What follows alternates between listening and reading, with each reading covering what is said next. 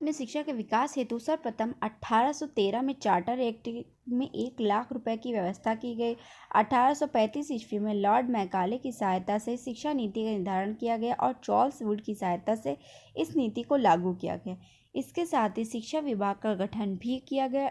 Hunter आयोग 1882 में शिक्षा प्रशासन में सुधार की सिफारिश की तथा 1921 में भारत में द्वैध शासन की स्थापना के साथ साथ राज्य में शिक्षा मंत्रालय की स्थापना की गई। इस समय शिक्षा मंत्रियों पर उत्तरदायित्व ज़्यादा थे, परंतु शिक्षा के प्रति अधिकार श्रम तथा 1929 में हंटोंग ने शिक्षा सलाहकार परिषद के गठन की सिफारिश की और 1935 में वर्ष परिषद का गठन किया गया। वर्ष 1944 में सॉर्जोन आयोग में शिक्षा को राष्ट्रीय विकास का लक्ष्य निर्धारित किया गया और शासन संबंधी मामलों को ज़्यादा उत्तरवादी बनाने की सिफारिश की गई। वर्ष 1948 में स्थापित विश्वविद्यालय अनुदान आयोग ने भी उच्च शिक्षा के प्रशासनिक सुधार करने की वकालत की। भारत में उच्च शिक्षा के साधन सरकारी और स्वैच्छिक, केंद्र सरकार, राज्य सरकार, स्थानीय सरकार, पंचायतें, नगरीय निकाय, स्वायत्त संस्थाएं, गैर स्वायत्त संस्थाएं। माध्यमिक शिक्षा आयोग के अनुसार शिक्षा के पुनर्निर्माण में प्रशासनिक क्षेत्र का विश्वास। माध्यमिक शिक्षा आयोग के अनुसार शिक्षा के पुनर्निर्माण में प्रशासनिक क्षेत्रों का विशेष महत्व होता है, क्योंकि यह व्यवस्था विभिन्न शिक्षण संस्थाओं के विकास के लिए उत्तरदायी है। अतः शिक्षा के लक्ष्यों को प्राप्त किए बिना शिक्षा प्रशासन में सुधार नहीं किया जा सकता। केंद्रीय शिक्षा प्रशासन। भारत में केंद्र सरकार शिक्षा नीति के निर्धारण के लिए उत्तरदायी है तथा केंद्र व राज्य संरक्षित क्षेत्रों में शिक्षा के विकास के लिए उत्तरदायी है। केंद्र सरकार का शिक्षा प्रशासन। मानव संसाधन विकास मंत्री, मानव संसाधन विकास राज्य मंत्री, सचिव उच्चतर शिक्षा विभाग, स्कूल शिक्षा और साक्षरता विभाग, सचिव उच्चतर शिक्षा विभाग, स्कूल और साक्षरता विभाग, परामर्शदाता, उप परामर्शदाता, कार्यक्रम संभाग आदि, निदेशक परियोजना, प्रौढ़ शिक्षा, सांख्यिकी तथा सूचना, संयुक्त सचिव, कार्यक्रम व्यवस्थापक, शिक्षा उप परामर्शदाता, उप सचिव, सहायक शिक्षा परामर्शदाता, निदेशक सचिव, निदेशक, उप सचिव, उप सचिव, उप शिक्षा परामर्शदाता, संयुक्त सचिव, संयुक्त शिक्षा परामर्शदाता, उप परामर्शदाता उच्च शिक्षा, उप सचिव विदेश छात्रवृत्ति, उप परामर्शदाता सचिव क्षेत्र, शिक्षा परामर्शदाता टेक्निकल, उप परामर्शदाता तकनीकी शिक्षा संभाग। राज्य शिक्षा प्रशासन। जहां संघ स्तर पर केंद्र सरकार शिक्षा के लिए उत्तरदायी है, राज्य स्तर पर राज्य सरकार शिक्षा के लिए ही है एवं राज्य स्तर भी शिक्षा का एक प्रशासनिक ढांचा होता है जो निम्न प्रकार है।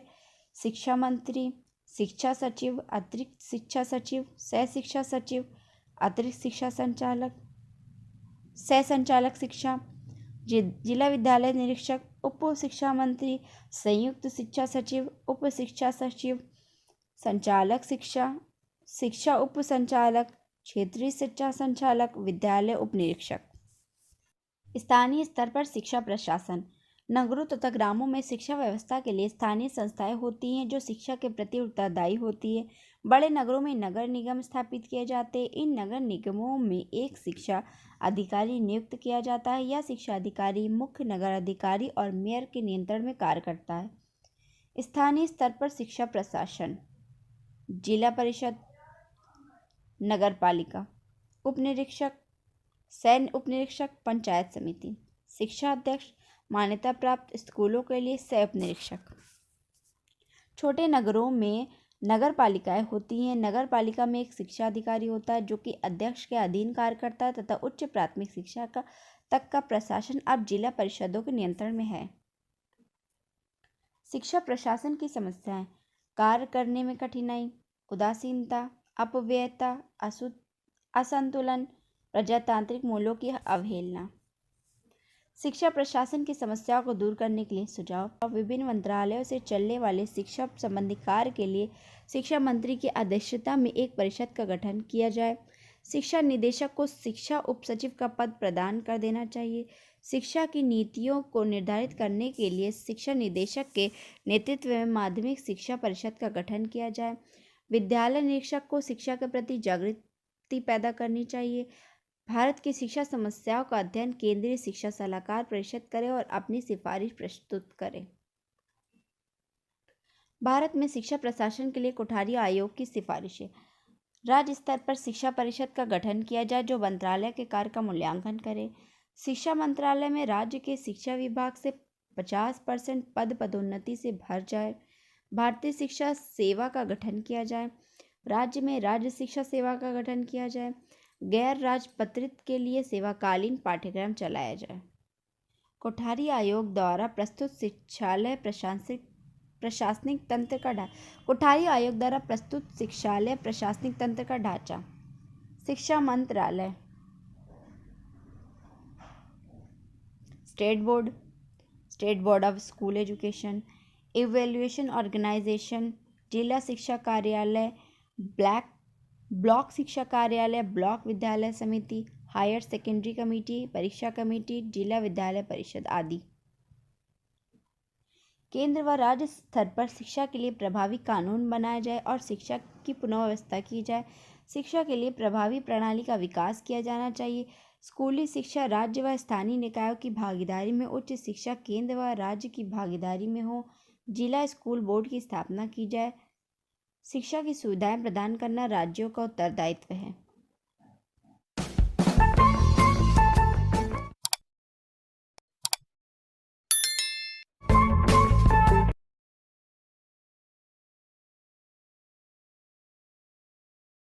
संयुक्त राज्य अमेरिका में शिक्षा क्षेत्र में स्वतंत्रता को बनाए रखने के लिए राज्य प्रतिबद्ध है। संवैधानिक दृष्टिकोण के अनुसार शिक्षा का उत्तरदायित्व राज्य सरकारों पर है, जो शिक्षा व्यवस्था के कार्यों को स्थानीय प्रशासन इकाइयों को दे देती है। ये स्थानीय प्रशासन इकाइयां जनता की आवश्यकताओं, रुचियों तथा परंपराओं के अनुसार शिक्षा व्यवस्था का क्रियान्वयन करती हैं। राज्य की सरकारें इन इकाइयों को शिक्षा व्यवस्था की पूर्ण स्वतंत्रता प्रदान करती हैं। संयुक्त राज्य अमेरिका में शिक्षा क्षेत्र में स्वतंत्रता को बनाए रखने के लिए राज्य प्रतिबद्ध हैं। संवैधानिक दृष्टिकोण के अनुसार शिक्षा का उत्तरदायित्व राज्य सरकारों पर है, जो शिक्षा व्यवस्था के कार्य को स्थानीय प्रशासन को दे देती है। संयुक्त राज्य अमेरिका के अंतर्गत जो शिक्षा प्रणाली है वो शिक्षा से संबंधित सभी कार्य राज्य सरकारों पर उसका उत्तरदायित्व डाल देती है। ये स्थानीय प्रशासन इकाई जनता की आवश्यकताओं, रुचियों तथा परंपराओं के अनुसार शिक्षा व्यवस्था का क्रियान्वयन करती है। राज्यों की सरकारें इन इकाइयों को शिक्षा व्यवस्था की पूर्ण स्वतंत्रता प्रदान करती है। राज्य सरकार इन इकाइयों के कार्यों में हस्तक्षेप नहीं करती, अर्थात पूर्ण स्वतंत्रता प्रदान करती है, जिससे राष्ट्र के शिक्षा उद्देश्यों की पूर्ति की जा सके। और राज्य के शिक्षा कार्यक्रमों का उत्तरदायित्व स्थानीय प्रशासन इकाई का होता है। राज्यों की सरकारें अपनी अलग अलग स्वतंत्रता शिक्षा व्यवस्था को संचालित करती, अर्थात प्रत्येक राज्य की अपनी अलग अलग शिक्षा व्यवस्था होती है। राज्य सरकारों का उत्तरदायित्व। अमेरिका में शिक्षा राज्य सरकारों का उत्तरदायित्व तथा राज्य सरकार शिक्षा सबसे बड़ी इकाई है। वर्ष 1784 में सर्वप्रथम रीजेंट्स परिषद की स्थापना राज्य स्तर पर इस उद्देश्य से की गई कि वो राज्य के विद्यालयों के लिए शिक्षा नीति प्रस्तावित और शिक्षा संबंधी नियम बनाए। वर्ष 1950 तक उत्तरी और दक्षिणी अमेरिका में शिक्षा नियंत्रण का कार्यक्रम का गठन किया गया, अतः सभी राज्यों में शिक्षा अधीक्षकों की नियुक्ति की गई। 1990 ईस्वी में पहली बार इंडियाना राज्य के शिक्षा अधीक्षक को शिक्षा पाठ्यक्रम हेतु पुस्तकें पुनः चुनने का अधिकार दिया गया। राज्य शिक्षा प्रशासन। पहला, प्रमुख शिक्षा प्रशासन अधिकारी, शिक्षा आयुक्त। राज्य सरकार द्वारा शिक्षा संस्थाओं पर नियंत्रण रखने के उद्देश्य से राज्य परिषद को गठित किया गया। इसका सबसे मुख्य अधिकारी प्रमुख शिक्षा विद्यालय अधिकारी होता है। इसे राज्य शिक्षा आयुक्त तथा शिक्षा अधीक्षक कहा जाता है। राज्यों में इस अधिकारी को नियुक्त करने की विधि एक समान नहीं है। लगभग 12 राज्यों में इसको गवर्नर द्वारा मनोनीत किया जाता है। 10 राज्यों में राज्य की शिक्षा परिषद के सदस्यों द्वारा इसका निर्वाचन किया जाता है। शेष राज्यों में इसका निर्वाचन नागरिकों के द्वारा होता है। 50% राज्यों में इस प्रशासन अधिकारी के पद के लिए न्यूनतम योग्यता निर्धारित होती है। 1/3 राज्यों में इसके लिए कोई न्यूनतम योग्यता निर्धारित नहीं की जाती। राज्य शिक्षा विभाग। प्रमुख शिक्षा प्रशासन अधिकारी की सहायता तथा उसके कार्यों को संचालित करने के लिए राज्य में एक शिक्षा विभाग होता है। इस शिक्षा विभाग के सदस्यों में शिक्षाविद तथा शिक्षा अधिकारी सम्मिलित होते हैं। अधिकारी सदस्यों की संख्या सभी राज्यों में समान नहीं होती। इनके अतिरिक्त शिक्षा विभाग के कर्मचारी लिपिक होते हैं, जिनकी संख्या विभाग के आकार पर निर्भर होती है। अमेरिका में स्थानीय शिक्षा परिषद। अमेरिका की शिक्षा व्यवस्था ज़्यादातर स्थानीय शिक्षा परिषदों के अधीन है। ये स्थानीय शिक्षा परिषदें एक और स्थानीय समाज तथा वर्ग की रुचियों, परंपरा, आवश्यकताओं और आदर्शों के अनुरूप विद्यालयों का संचालन करती हैं और शिक्षा व्यवस्था संपन्न करती हैं। वहीं दूसरी ओर राज्य के नियंत्रण को स्वीकार करते हुए अपनी स्वतंत्रता को बनाए रखती है। ये विभिन्न राज्यों में विविध नामों से प्रचलित होती है, जैसे शिक्षा संरक्षक समिति, शिक्षा परिषद, विद्यालय समिति, काउंटी शिक्षा परिषद, नगर निगम विद्यालय परिषद आदि। ये परिषदें जनता से निर्वाचित द्वारा बनती हैं और जनता के लिए निर्वाचित सदस्यों से गठित की जाती है। अमेरिका के अधिकांश राज्यों में स्थानीय शिक्षा परिषद द्वारा शिक्षा के उत्तरदायित्व का निर्वहन किया जाता है।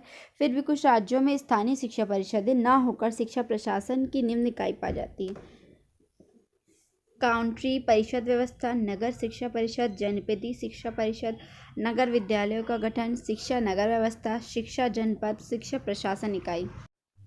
शिक्षा मंत्री के अधिकार और कर्तव्य। शिक्षा मंत्री का मुख्य कार्य राष्ट्र की शैक्षिक नीति का निर्माण तथा उसका कार्यान्वयन करना होता है। अतः जो अधिकार शिक्षा बोर्ड के अध्यक्ष को प्राप्त थे वे शिक्षा मंत्री को भी स्वतः प्राप्त हो गए हैं। शिक्षा मंत्री मंत्रिमंडल का सदस्य होता है और अपने कार्यों के लिए संसद के प्रति उत्तरदायी होता है। शिक्षा मंत्री को यह अधिकार है कि वह अपनी सहायता के लिए संसदीय सचिव नियुक्त कर सकता है। संसद में पूछे गए प्रश्नों का उत्तर देना शिक्षा मंत्री का कार्य है। शिक्षा मंत्री संसद में वार्षिक बजट प्रस्तुत करता है, जिस पर संसद द्वारा विचार विमर्श किया जाता है। शिक्षा मंत्री और संसदीय सचिव दोनों ही राजनीतिक दलों से संबंधित व्यक्ति होते हैं। इन्हें शिक्षा विभाग का राजनीतिक नेता भी कहा जाता है। शिक्षा मंत्रालय शिक्षा मंत्री की सहायता करता है और तथा उनकी नीतियों का क्रियान्वयन करता है। उच्च स्तर पर शिक्षा मंत्रालय में सबसे महत्वपूर्ण पद स्थायी सचिव का होता है, जो संपूर्ण विभाग पर नियंत्रण रखता है और शिक्षा मंत्री का परामर्शदाता होता है, जो शैक्षिक कार्यों का निरीक्षण करता है। शिक्षा मंत्री के कर्तव्य में सहायक इकाई, शिक्षा विभाग, संसदीय सचिव, निजी संसदीय सचिव, अस्थायी समिति, सलाहकारी समिति, अन्य सचिव।